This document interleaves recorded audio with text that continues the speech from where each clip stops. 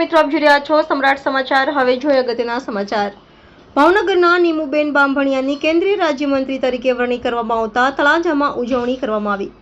તાજેતરમાં ભાવનગર બોટાદની યોજાયેલ લોકસભાની ચૂંટણીમાં ભાજપના ઉમેદવાર નીમુબેન બાંભણિયાની મોટી લીડથી જીત થઈ છે, જેને લઈને ઉચ્ચ કક્ષા સુધી નોંધ લેવામાં આવી છે અને અભિનંદનની વર્ષા થઈ હતી। ત્યારે હવે ભાવનગર લોકસભા ક્ષેત્રના સાંસદ નીમુબેન બાંભણિયાને કેન્દ્રીય રાજ્યમંત્રી તરીકે શપથ ગ્રહણ કર્યા છે। ત્યારે સમગ્ર પંથકમાં જેના આનંદની ઉજવણી કરવામાં આવી રહી છે, ત્યારે તળાજામાં પણ ઉજવણી કરવામાં આવી રહી છે।